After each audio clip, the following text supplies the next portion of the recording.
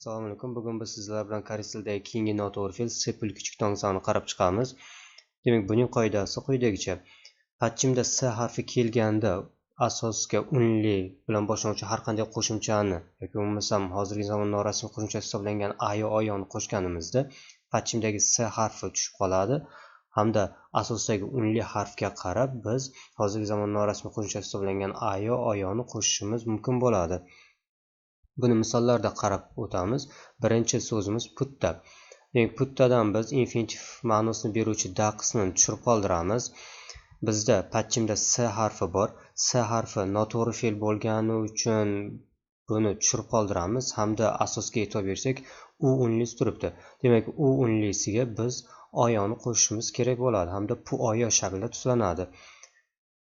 Endi u bilan oni qisqartirib yozishimiz mumkin emas. Nimagaki bu yerda s ni bildirib turishimiz uchun, ya'ni patchimda s borligini bildirib turishimiz uchun ayo yoki oyo qo'shimchalari to'liq holda yoziladi.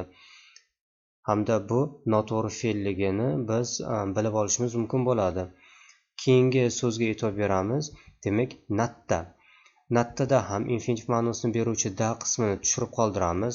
Patchimga e'tibor bersak, s harfi turibdi. Demak, s ni ham tushirib qoldirganimizdan keyin asosda a unlisi turibdi. Demak, a unlisiga biz ayo oyo qoidasi bo'yicha ayoni qo'shishimiz kerak bo'ladi hamda nayo shaklida tuzlanadi. Bunda ham biz ikkita a ni qisqartirib nayo shaklida tuzlamaymiz, chunki patchimda s borligini hamda bu noto'g'ri fe'l ekanligini bildirib turishimiz uchun biz ayon to'liq shaklda qo'shamiz. Demak, quyidagi jadvalga e'tibor qaratishingizni so'raymiz. S noto'g'ri fe'liga tegishli bo'lgan so'zlar hamda qo'shimchalar berilgan. Demak, birinchi so'zimiz natta. Da qismini olib tashlaymiz. S harfi, patchimda kelgan s harfi tushib qoladi.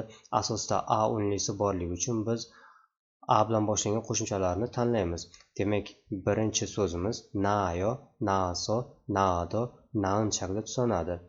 Endi e'tibor bersangiz, ayo, aso, ado qo'shimchalari to'liq holda qo'shilgan.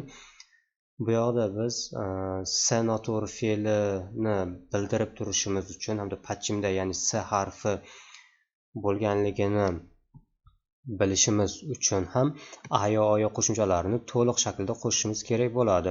Bu yerda ikkita a ni qisqartirib shunchaki nayo shaklida yozsangiz bu s noto'g'ri fe'li emas, ya'ni boshqa fe'lga o'tib ketadi, ma'no ham o'zgaradi.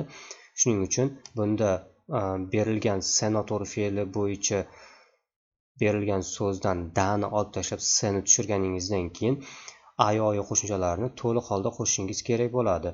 Nayo, naso, nado, naun shaklida tuzlanadi. E'tibor bersangiz, oxirgi so'zda ham demak patchimdagi s tushgandan keyin unli bilan boshlovchi qo'shimchani qo'shyapmiz. Naun shaklida tuzlanadi.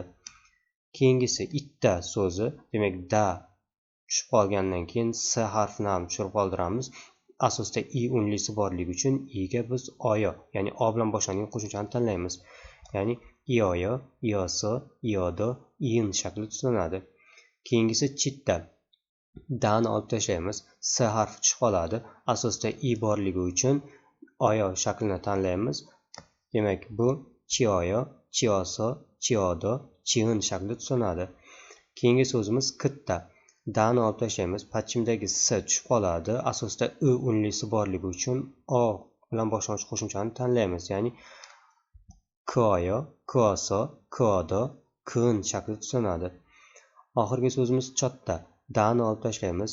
S harfi patchimda kelganda tushib qoladi. Asosda o unlisi borligi uchun o bilan boshlangan qo'shimchani qo'shib, demak, choyo, choso, chodo, choun shakllarida tuzlaymiz. S noto'g'ri fe'li bo'yicha asosiy qoidalar shulardan iborat. S noto'g'ri fe'lining o'ziga xos xususiyati shundan iboratki, unli bilan boshlovchi qo'shimchalar qo'shilganda patchimda kelgan s harfi har doim tushib qoladi hamda qo'shimchani biz to'liq holda qo'shamiz. Hech qanday tovush o'zgarishi, tovush almashinishi, tovush tushishi kabi hodisalar yuz bermaydi. Shu tomonlarga e'tibor berib, misollarni bajarishingiz mumkin bo'ladi. Agar s noto'g'ri fe'li bo'yicha qandaydir savollar bo'ladigan bo'lsa, videoning izohlar qismida qoldirishingizni so'raymiz.